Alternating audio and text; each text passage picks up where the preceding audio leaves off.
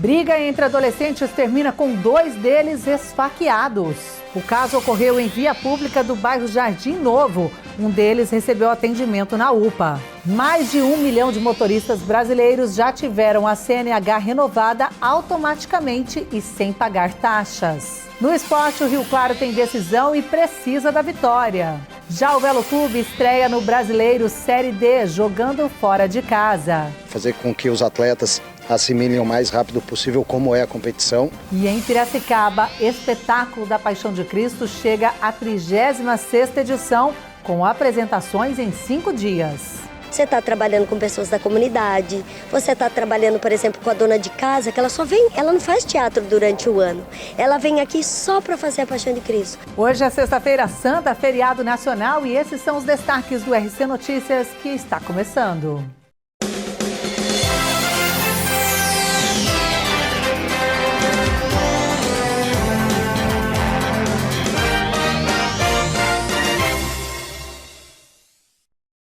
Olá, boa tarde. Nós começamos falando de violência. Infelizmente, uma briga envolvendo adolescentes foi registrada ontem em Rio Claro, em via pública. 2 deles acabaram feridos com faca. Este homem, que preferiu não se identificar, ficou com as mãos feridas ao tentar impedir a tentativa de homicídio. Eu estava saindo da avenida, onde eu vi uma certa aglomeração de gente. Aí eu percebi que era uma briga. Foi aonde que eu fui reduzindo a velocidade do meu carro para também não poder atropelar ninguém.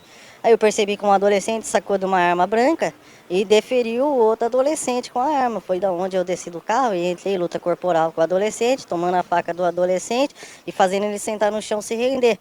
Foi aonde que chegou o pessoal que falou que era a família dele, ele acabou levando ele embora, mas não devia ter deixado de levar ele embora, mas eu deixei por ele ser de menor e eu ser de maior, não tá colocando a minha vida, minhas coisas em risco. Ele passava pelo local na hora da confusão e decidiu intervir para que a situação não terminasse de forma ainda mais grave. Eu vi eles atravessando a rua brigando. Infelizmente, eu sou homem também, eu falei, eu vou separar, porque se eu não tivesse separado podia ter acontecido alguma coisa pior.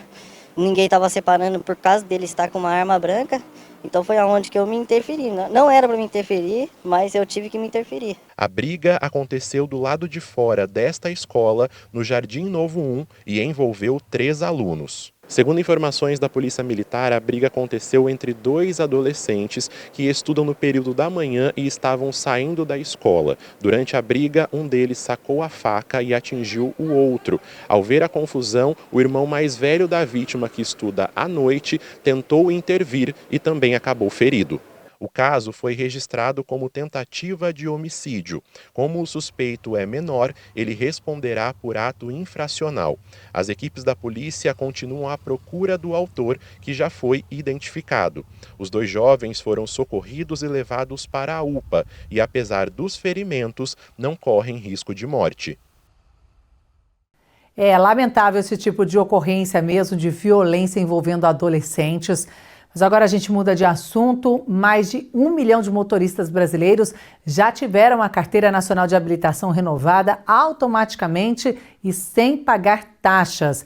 A medida faz parte do programa conhecido como Bom Condutor, criado pelo governo federal para simplificar o processo de renovação do documento. Pela nova regra, condutores que não cometeram infrações com pontuação nos últimos 12 meses podem ter a CNH renovada de forma automática, sem necessidade de agendamento ou comparecimento presencial. Segundo a Secretaria Nacional de Trânsito, a iniciativa já beneficiou mais de 1.150.000 pessoas e gerou uma economia estimada de mais de 850 milhões de reais em taxas e custos de renovação. A renovação é feita sem pagamento de novas taxas e sem necessidade de exames presenciais. A participação é autorizada através do aplicativo da CNH do Brasil ou do portal de serviços da Senatran. A renovação automática não vale para motoristas com 70 anos ou mais, para quem tem restrições médicas ou para documentos vencidos há mais de 30 dias, casos em que continuam sendo exigidos exames e procedimentos tradicionais.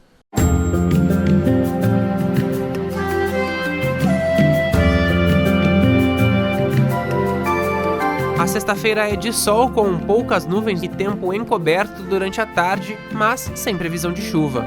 Em Rio Claro, mínima de 21 e máxima de 32 graus. Em Ipeúna, mínima de 22 e máxima de 31. Em Iracemápolis, as temperaturas oscilam entre 22 e 32 graus. E a seguir tem as dicas culturais para o seu fim de semana, mas a gente fala também de esporte, porque o Rio Claro vai para o tudo ou nada. Já o Velo Clube tem estreia no Brasileiro Série D e é um fato histórico para o rubro-verde.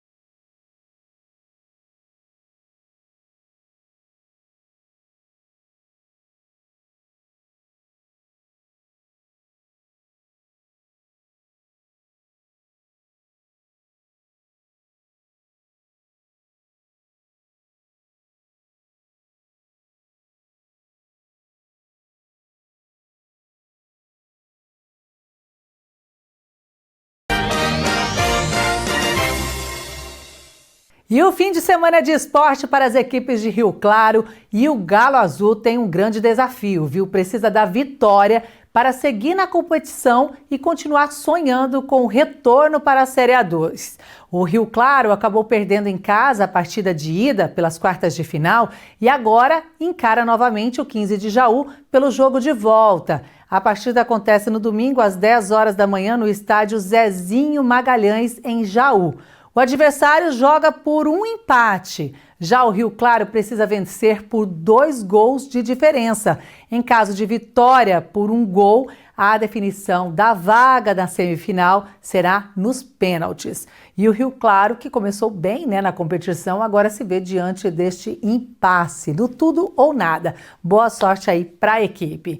Por outro lado, o Velo Clube faz a sua estreia no Brasileiro Série D. É a primeira vez na história que o Rubro Verde disputa a competição e nós acompanhamos o treinamento para saber como está essa preparação da equipe e também a expectativa. A imagem lá de cima ajuda a lembrar até onde o Velo já chegou. Agora, o objetivo é ganhar altura outra vez. Depois da eliminação na Copa do Brasil e do rebaixamento no Paulistão, o desafio agora é sustentar o clube em um novo momento na Série D. A gente saiu numa Copa do Brasil, que não foi tão fácil para nós, e acaba que o que nós temos conversado com todos os atletas, que já é uma mudança de virada de chave, e sabemos que a Série D tem as equipes qualificadas, mas a gente está muito bem preparado com o Kleber para poder alcançar os objetivos do clube. Com a sequência da temporada veio também a troca no comando. Kleber Gaúcho retorna ao Galo Vermelho com a missão de reorganizar o time. Fazer com que os atletas assimilem o mais rápido possível como é a competição, uma competição de muitos duelos individuais, bastante jogo truncado, bastante jogo no vigor físico, e isso que a gente vem tentando fazer com que os atletas façam nos treinamentos. Então muda bastante, uma situação de Campeonato Paulista da 1, onde que tinha alguns atletas ainda remanescentes, para essa competição de brasileiro de uma Série D. É nesse clima de retomada que o Velo Clube intensifica a preparação. O foco agora é o jogo do fim de semana que marca a estreia do clube no Campeonato Brasileiro da Série D. A ideia é aproveitar a base e corrigir o que pesou no início do ano. A gente espera que os atletas possam fazer aquilo que estão treinando, que a gente vem ao longo aí dessas 3 semanas, são 3 semanas de trabalho.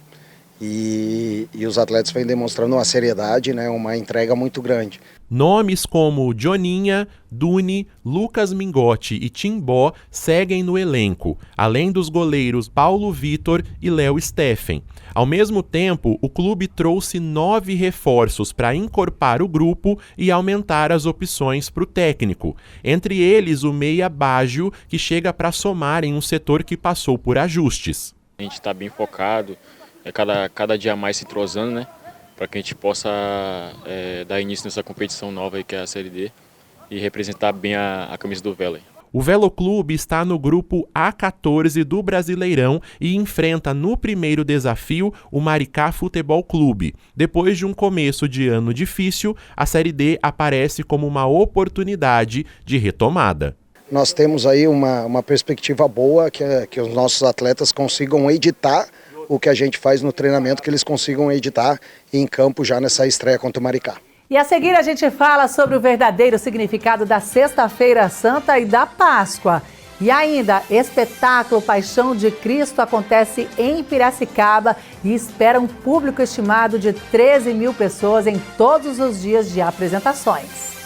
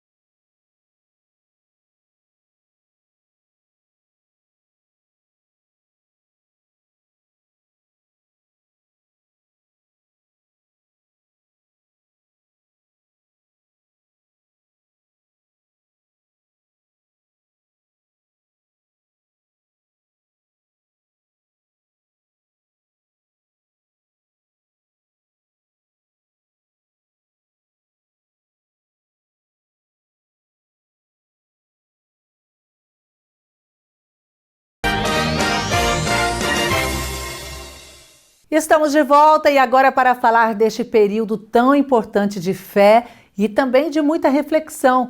Mas será que as pessoas mergulham no verdadeiro significado da Sexta-feira Santa e da Páscoa?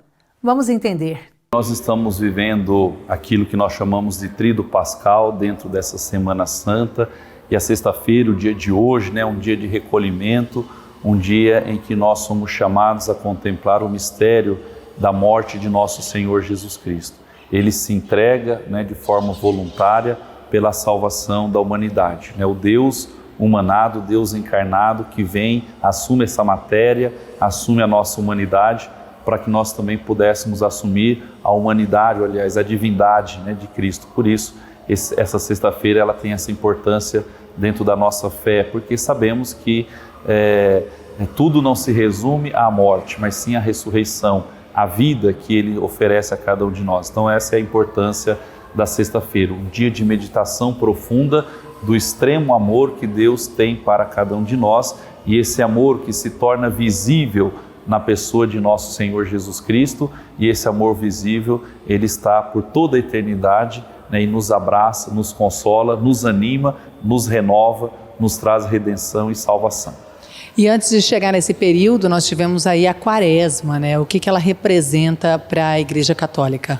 A Quaresma, ela inicia-se na quarta-feira de cinzas, onde nós temos uma celebração bonita, uma celebração penitencial, do qual nós nos colocamos e reconhecemos a nossa fragilidade. Então, quando o padre coloca a cinza sobre as nossas cabeças, significa isso, o desejo de arrependimento, o desejo de vida nova. E a partir daí, então, se conta 40 dias, assim como Jesus ficou 40 dias jejuando no deserto após o seu batismo, a igreja então também fica 40 dias em preparação para celebrar a Semana Santa, a Páscoa. E nesses 40 dias nós somos formados nessa escola do seguimento de Jesus, de optarmos sempre pela vida, pelos seus ensinamentos e viver esses ensinamentos na nossa vida. Por isso que ali na Quaresma nós temos como prática grande da nossa fé o jejum, a oração e a caridade, que nós chamamos de esmola.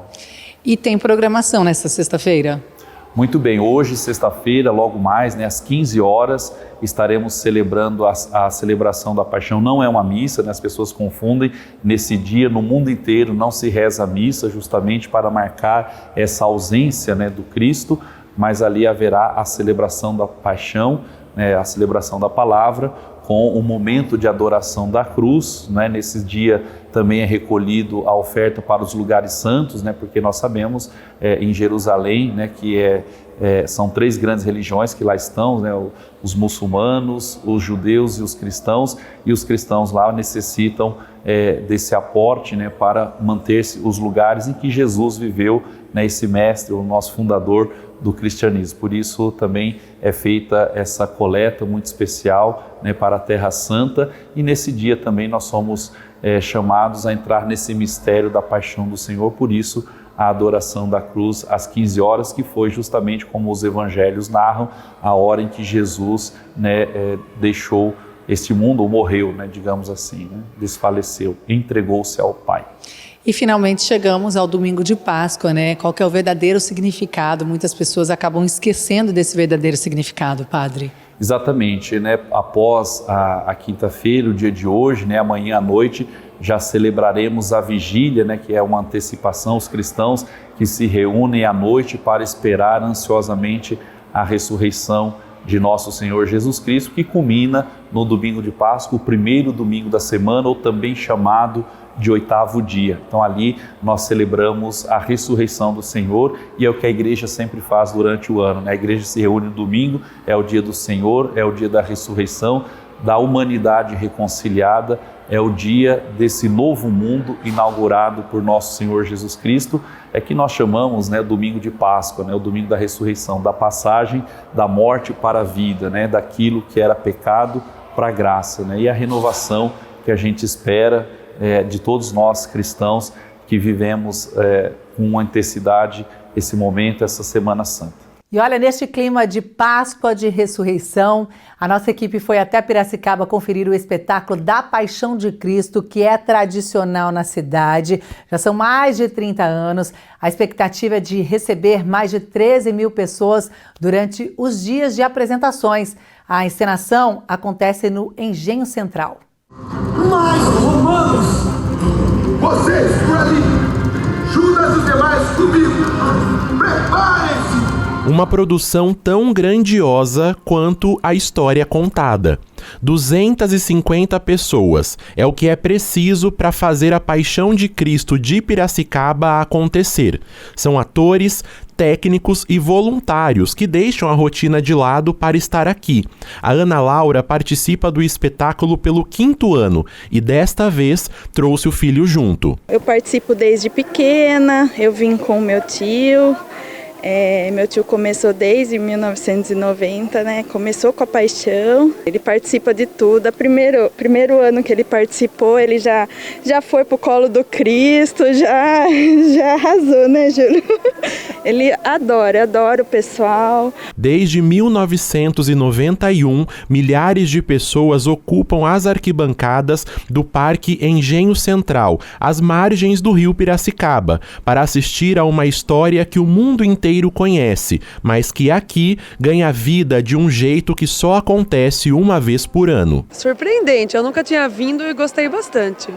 Vale a pena mesmo com chuva? Vale a pena, é lindo, toda a atuação do pessoal é muito emocionante. São 3 palcos, 48 cenas e 2 horas de encenação, com a participação de pessoas que, como a Ana Laura, não são atores profissionais, mas fazem parte da alma do espetáculo. É uma experiência muito diferente dirigir um espetáculo que você não está trabalhando só com atores, você está trabalhando com pessoas da comunidade, você está trabalhando, por exemplo, com a dona de casa, que ela não faz teatro durante o ano, ela vem aqui só para fazer a Paixão de Cristo. Ao mesmo tempo que é um desafio, é tão bonito, porque a gente consegue unir ali as pessoas e isso é tocante, sabe? Por mais que às vezes gere uma dificuldade, mas o resultado é sempre tão gostoso, tão gratificante. Nesta edição, a Paixão de Cristo de Piracicaba chega com mudanças que prometem renovar a experiência do público. Pela primeira vez,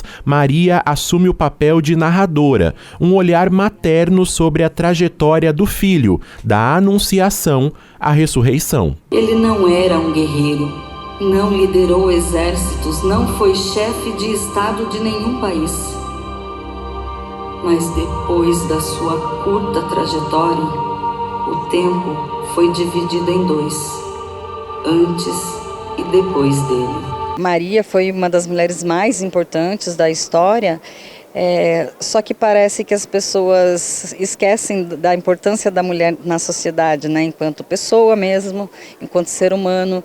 Então eu acho que, e também a Paixão de Cristo sendo dirigida por uma mulher, tem essa sensibilidade, né? Então foi isso que a gente buscou trazer, a força, a sensibilidade e muita emoção. A Daniela está na Paixão de Cristo desde 96. É o 30º ano dela no espetáculo e o primeiro como Maria. Ao lado dela está o ator Diego Borges, que estreou no elenco em 2006 e já interpretou algumas fases da vida de Jesus em edições anteriores. É uma história que aconteceu há 2000 anos atrás, mas assim, é muito atemporal, né? Então muitas das coisas, das lições, dos ensinamentos, está servindo para esse ano. Bem-aventurados os que choram, porque eles serão consolados.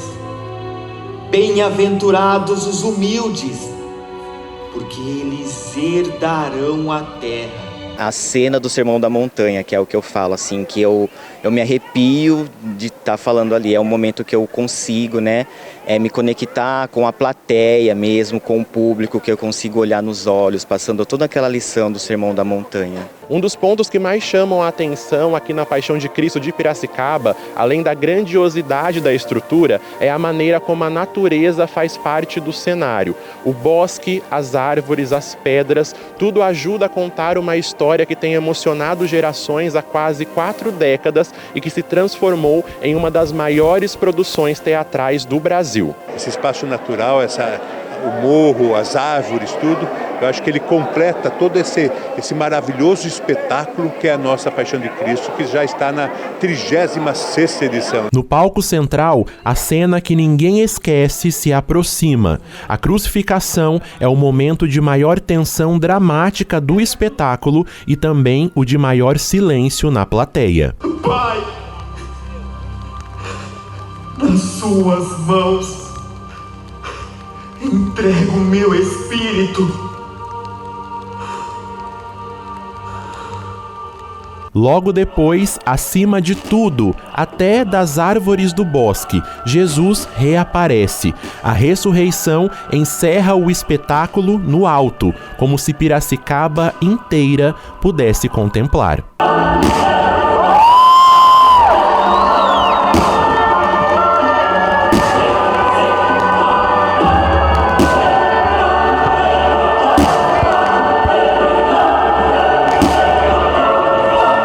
Realmente um grande espetáculo, e para quem quer conferir, nessa sexta tem sessão extra às 17 horas e também às 20 horas. E olha, a encenação que começou na quarta-feira tem apresentações também neste sábado e domingo às 8 horas da noite. Bom, é isso. O Rio Claro Notícias vai ficando por aqui. Eu desejo um ótimo fim de semana para você, também uma ótima Páscoa. Tchau, tchau.